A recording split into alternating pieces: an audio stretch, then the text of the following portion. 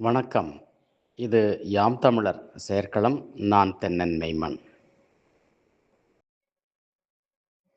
இரத்தக் கால்வாய். எத்தனை தோழர்கள் கைகளினாலே வெட்டிய கால்வாயோ, வேர்வை கட்டிய கால்வாயோ, இரத்தம் கொட்டிய கால்வாயோ. இரத்தக் கால்வாய் என்றொரு பெயரை நானே அதற்கிட்டேன். எந்தன் நாட்டை நினைத்திட்டேன். அதுபோல் நாளை கணக்கிட்டேன். இந்த மாதிரி யாராவது எழுத முடியுமா?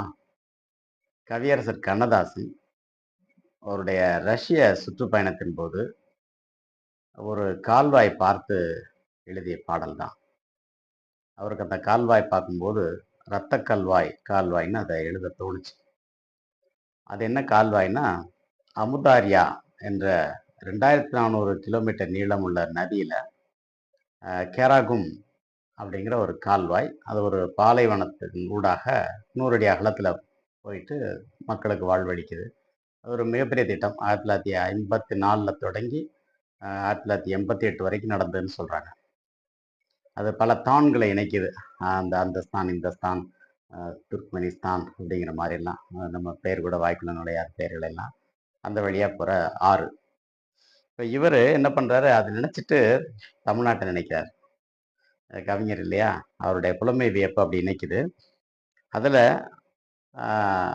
இன்னைக்கு நம்ம பதிவுல அந்த இரத்த கால்வாய்க்கு நிகராக இங்கே அவருடைய நினைப்புல இருந்ததாக நம்ம மேகதாதுவை பற்றி பேச போறோம்.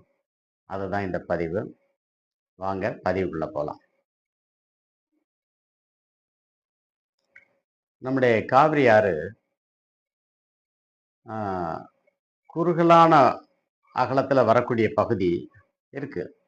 அந்த மாதிரி குறுகலா வரக்கூடிய இடத்துல அது நேர் கிழக்க போகுதா அப்படிங்கிற ஒரு தேடல் தேவை இருந்தது. ஏன்னா சிறை பறந்து உரையி செங்குணக் கொழுகும் அந்தன் காவிரி அப்படின்னு அகநானூற்று பாடல் 76ல குறிப்பு இருக்கு. அது மாதிரி இன்னும் வேறு சில இடங்கள்ல இருக்கு. இந்த செங்குணக்கு ஒழுகுதல்னாலே நேர்கிழக்க போறது. அப்ப காவிரி ஆறு நேர்கிழக்க போனா ஏதோ ஒரு நன்மை விளையும் போல அப்படிங்கிறதுக்கு சான்றுகள் இருக்கு. அந்த வகையில அந்த மேகதாது பகுதியில அது நேர்கிழக்கு போகுமான்னா, அது சில கிலோமீட்டர் தொலைவுக்கு அந்த மாதிரி போறதுக்கு வாய்ப்பு இருக்கு. ஆனா இப்ப மாறி இருக்கு. கடந்த 1000 ஆண்டுகளாக திசைகள் மாறி இருக்கு. பூமியினுடைய போக்கே மாறி இருக்கிறதுனால அது மாறி இருக்க வாய்ப்பு இருக்கு. இப்ப நாம அந்த கவியரசர் சொன்ன அந்த இரத்த கால்வாய்க்கு நிகராக இதை நம்ம ஒப்பிட்டு பார்த்தோம்னா, அது ஆடு தாண்டும் காவிரி அப்படின்னு நாம சொல்ல தேவையில்லை. ஆடு தீண்டும் காவிரின்னு சொல்லலாம். ஆடு தீண்டும், ஆடு தீண்டா அப்படிங்கிற பயன்பாடு நமக்கு இருக்கிறதுனால, இப்போ இந்த ஆடு தீண்டுதல்ங்கிற பொருளுக்கு சொல்லுக்கு நம்ம வேற மாதிரி பொருள் கொள்ளலாம். அது உச்சியை குறிக்குது, தூசியை குறிக்குது, பூமி அசைவை குறிக்குது. இந்த ஆடு தாண்டுதல்னா இந்த ஆட்டுக்குட்டி போய் தாண்டுது. ஆட்டுக்குட்டி ஒன்று தாண்டுறதுக்கு உள்ள அகலம் இல்லை. அது 50 மீட்டர் இருக்கு குறைந்த அளவு. 50 மீட்டருங்கிறது 150 அடி. அந்த இடத்துல இந்த விலங்குகள் கூட்டமாக தாண்டக்கூடிய அந்த ஜீப்ரா கிராசிங் மாதிரியும் அங்கே இல்லை. அதனால அது பொருத்தமா இல்லை. ஆனால் நான் சொல்ற பார்வை நம்ம நினைச்சு பார்க்கணும். ஏன்னா அந்த ஆடு கொள்ளல் அப்படிங்கிற ஒரு பொருள் நம்ம இன்னைக்கு மறந்துருக்கோம். ஆடு கோட்பாடுன்னே ஒன்று இருக்கு. ஆடு கோட்பாட்டு சேரலாதன்னே ஒருத்தர் இருக்கான். இந்த ஆடு கோட்பாடு இன்னைக்கு அறியப்படாத செய்தியா இருக்கனால இது நம்ம புதுசா பேசித்தான் ஆகணும். மொத்த காவிரிக்குமே இந்த ஆடு தீண்டும் காவிரி அப்படின்னு நம்ம சொல்லலாம். ஏன்னா காருகம் அப்படிங்கிற நிழல், அந்த காருகம் கவிழ்த்த காவிரி, அது கரகம் கவிழ்த்த காவிரி ஆயிடுச்சு. அது ஒரு பாவை. ஒரு பாவைங்கிறது உச்சந்தலிருந்து உள்ளங்கால் வரைக்கும் அது முழுமையாக இயங்கக்கூடியது. அது ஒரு ராட்டின சுற்று உடையது அப்படிங்கிறது பொருள். அந்த வகையில நம்ம காவிரியை பார்க்குறோம். இதுதான் செய்தி. இந்த கவியரசர் வந்து அந்த இரத்த கால்வாயை ஒப்பிடும்போது அவர் என்ன சொல்றாரு, அந்த பாடலோட தொடர்ச்சியா இப்படி சொல்றாரு. கங்கை நதியை திருப்பி இழுத்து காவிரி வரை வருவோம், முகவை காடு வரை கொணர்வோம், சேது கால்வாய் தனில் விடுவோம். இப்ப அதுக்கெல்லாம் வாய்ப்பு இல்லை. ஆடி பெருக்குன்னு சொன்னாங்க. ஆடி பெருக்குன்னா வெள்ளம் தானே, காவிரியில தண்ணி வரல. இன்னும் சில ஆண்டுகள் என்ன பண்ணாங்க, ஆடி பெருக்குன்னா தொடப்பு கட்டையோட போய் ஆத்தங்கரையில பெருக்கி குளம் போடணும் அப்படின்னு கூட சொன்னான்னு சொல்லலாம். கால மாற்றத்துக்கு வேற விளக்கம் என்ன சொல்ல. அதே மாதிரி ஆடி அமாவாசை வருது, விவசாயம் பண்றதுக்கு தண்ணி கிடையாது. என்னன்னா கர்நாடக வளர்ச்சிக்கும், பெங்களூர் வளர்ச்சிக்கும், கார்பரேட் வளர்ச்சிக்கும் தண்ணி தேவை. அதனால நாங்கள் அணை கட்டிக்கிறோம், தேக்கிக்கிறோம் சொல்லி அந்த இயற்கைக்கு எதிரான சிந்தனை உடையவர்களுடைய வேலையாக இது தெரிகிறது. இப்ப நாம என்ன செய்யணும்னா, இந்த ஆடு தாண்டும் காவிரி அப்படின்னு சொல்லக்கூடிய அந்த மேகதாட்டு பகுதியை நாம் ஒரு பெரிய அளவில் அது அந்த ஈக்கோ பேலன்ஸை காப்பாற்றக்கூடிய பகுதியாக உலகளவில் பேச வேண்டிய தேவை இருக்குது. குறிப்பாக தமிழ்நாட்டை உணர வைக்கணும். ஆடு எங்கே தாண்டோம்னா, தமிழக சட்டப்பேரவைக்குள்ள முதலமைச்சர் இருக்கிற நாற்காலியிலிருந்து எதிர்க்கட்சி தலைவர் இருக்கிற நாற்காலிக்குன்னா ஒரு ஆடை தாண்ட விடலாம். அது ஒரு நாளைக்கு இங்கே ஒரு ஆடை, இவங்க ஒரு ஆட்டுக்குட்டியோட போகணும், அவங்க ஒரு ஆட்டுக்குட்டியோட போகணும், இவங்க ஆட்டுக்குட்டி அங்கே தாண்டும், இவங்க ஆட்டுக்குட்டி இங்கே தாண்டும், இடையில ஒரு வாய்க்கா மாதிரி வெட்டி இதுதான் ஆடு தாண்டும் காவிரின்னு சொல்லிக்கலாம். கை தட்டிக்கலாம், சிரிச்சுக்கலாம். இந்த சட்டப்பேரவை அதுக்கு தான் லாயக்கு. அதுக்கு வெளியில் ஒன்றும் செய்கிற மாதிரி தெரியல. இன்னைக்கு தேதி 10 அந்த ஆங்கில மாதத்தில்.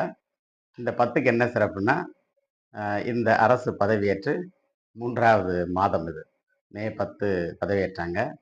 மே 10, ஜூன் 10, ஜூலை 10. இது இப்போ ஆகஸ்ட் 10 ஆயிடுச்சு. இந்த ஒவ்வொரு 10 வரும்போதும் வாயை பொத்துன்னு சொல்கிற மாதிரி நாம் வந்து சில செய்திகளை பதிவு செய்ய வேண்டிய தேவை இருக்குது. இன்னொரு 10 நாளில், அதாவது 100வது நாள், அந்த 100வது நாளைக்குள்ள இவங்க இதுக்கு ஒரு தொடக்கம் ஏற்படுத்தணும் அப்படின்னு எதிர்பார்த்தோம். நம்முடைய பதிவில் போட்டிருக்கேன்.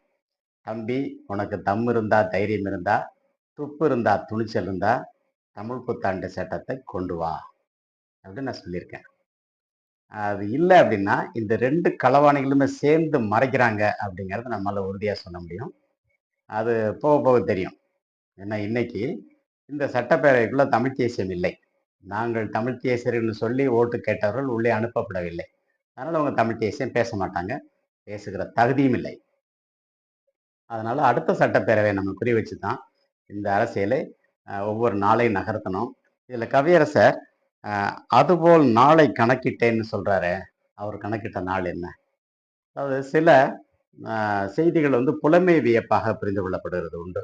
அந்த வகையில் கவியரசர் அதை உணர்ந்திருக்காருன்னு தான் சொல்லலாம்.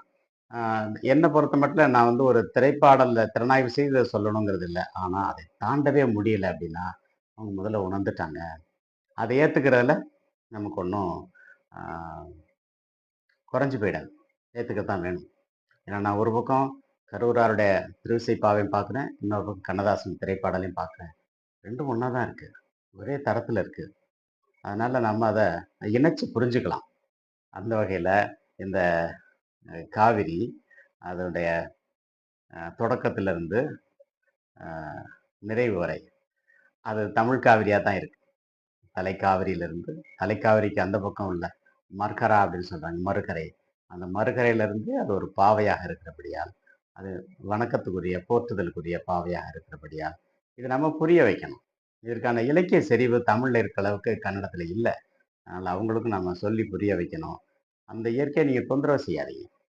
மேற்கேதாட்டு பகுதியில் ஒரு 50 சதுர கிலோமீட்டருக்கு அந்த ஈக்கோ பேலன்ஸ் அப்படியே இருக்கட்டும், விட்டுருங்க அப்படிங்கிற கோரிக்கையை தான் நம்ம வைக்கிறோம். இது இதை இதை நடைமுறைக்கு கொண்டு வரணும்னா ஒரு தமிழ் தேசிய தமிழ்நாட்டு அரசு அமையணும். அதனால் நம்ம மக்களை இதில் விழிப்புணர்வு ஏற்படுத்துகிற முயற்சியில் ஈடுபடணும். சரி, இது என்ன இந்த நேரத்தில் சொல்றதுனால யாருக்கு அதில் விழப்போகுது, என்ன நடந்துட போகுது அப்படின்னா, அதுவும் கவியரசருடைய பாடல்ல ஒரு பகுதியாக வருது. எத்தனைதான் நீங்கள் எதிர்ப்புரட்சி செய்தாலும் 10 ஆண்டுக்குள்ளாக பணத்தொந்தி சாய்ந்துவிடும். பணத்தொந்தி சாய்ந்துவிடும். சட்டத்தால் எந்த தத்துவமும் மாறாது. சுட்டாலும் நெஞ்சுரத்தை சூடு தவிர்க்காது. கண்முன் நடப்பதனை காணாமல் நீர் இருந்தால் கண்ணுக்கு பின்னாலே காரியங்கள் ஆகிவிடும்.